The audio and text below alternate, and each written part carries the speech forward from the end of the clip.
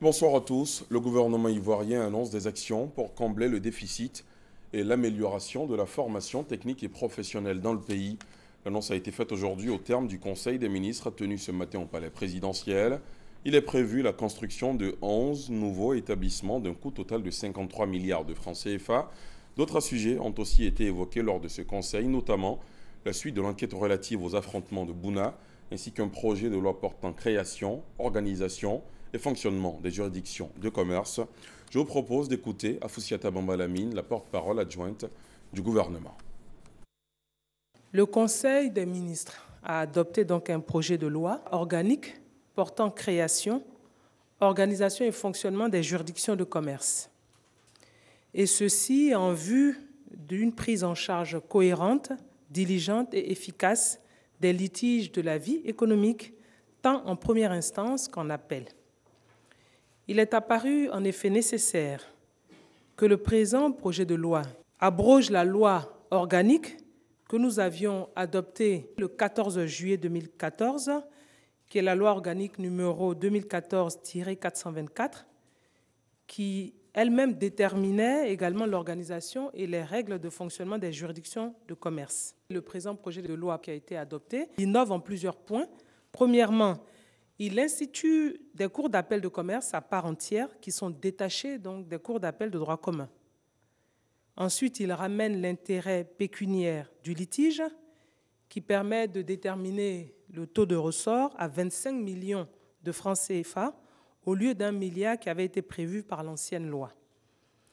Il envisage de faire passer l'intérêt pécuniaire des litiges relevant exclusivement de la compétence des chefs de juridiction commerciale à 300 millions de francs CFA, et ceci dans le souci de permettre aux présidents des juridictions commerciales qui cumulent des attributions juridictionnelles et administratives de jouer efficacement leur rôle de chef de juridiction. La rencontre de réflexion sur la nouvelle politique du transport urbain d'Abidjan a pris fin ce mardi. Les acteurs ont convenu de la nécessité de réformer l'ensemble du système en vigueur, notamment le cadre institutionnel, le financement, la gestion de l'espace, ainsi que les aspects environnementaux. Le ministre des Transports, Gaoussou Touré, a donné des précisions sur la gestion des fonds alloués au renouvellement du parc automobile. Vous l'entendrez évidemment dans le 20h. À l'étranger, la Cour constitutionnelle congolaise a tranché, conformément à l'article 70 de la loi fondamentale, le président Joseph Kabila, qui ne peut pas briguer le 3e mandat, pourra rester en fonction si l'élection présidentielle censée se tenir fin novembre n'a pas lieu. Verdict qui fait suite à la saisie de la Cour par des parlementaires de la majorité. Une décision qui était attendue, mais qui risque de crisper un peu plus la situation politique en République démocratique du Congo, RDC. Et pendant ce temps, toujours en RDC, après une première audition de presque 7 heures avant-hier, Moïse Katumbi a été de nouveau entendu par la justice à Lubumbashi, dans le sud-est du pays. L'opposant et candidat fraîchement déclaré à la présidentielle est convoqué dans le cadre d'une enquête pour recrutement de mercenaires étrangers. Et il y avait beaucoup de monde, vous le voyez sur ces images, ce matin devant le palais de justice pour le soutenir. À l'est de la RDC, rendons-nous au Rwanda où s'est ouvert aujourd'hui le 26e Forum économique mondial pour l'Afrique consacré aux nouvelles technologies. Plus de 1200 participants issus de plus de 70 pays sont au rendez-vous de Kigali. Parmi eux, 600 dirigeants d'entreprises dont plus de la moitié sont africains, mais également 10 chefs d'État du continent au moins. Les échanges vont tourner autour du thème « Connecter les ressources de l'Afrique à travers la transformation numérique ». Le ministre ivoirien de l'économie numérique et de la Poste prend part au forum. Le Sénat brésilien a donné le coup d'envoi aujourd'hui d'une séance historique où il décidera s'il écarte ou non du pouvoir la présidente Dilma Rousseff pour la soumettre à un procès en destitution pour maquillage des comptes publics. Et puis, les électeurs comoriens convoqués pour une présidentielle partielle se sont rendus en grand nombre aujourd'hui dans le bureau de vote pour un scrutin décisif. Il se tient sous très haute sécurité. L'enjeu est de départager l'ex-poutiste Azali Assoumani et le candidat du pouvoir sortant, Mohamed Ali Swahili, dit Mamadou. Fin de ce flash, merci de l'avoir suivi. Prochain rendez-vous avec l'info à 20h.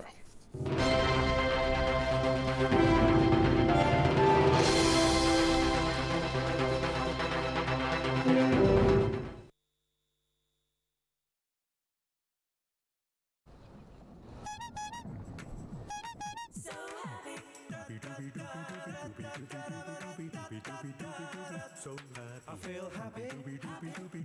So, so happy. So, so happy. I feel happy. So, so. Onctueux, crémeux et délicieux, je suis fan de Crème Star. La qualité Fan Milk.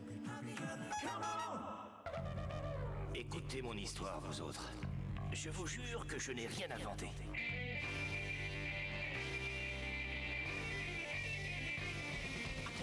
Surgit venant du désert dans sa Cadillac par une nuit claire. Il a été posé à la porte de la station-service. Une rock'n'roll surprise, gentil bout d'épices, un bébé installé dans l'étui d'une guitare. Lenny Grace sont pensés, c'était pas du hasard.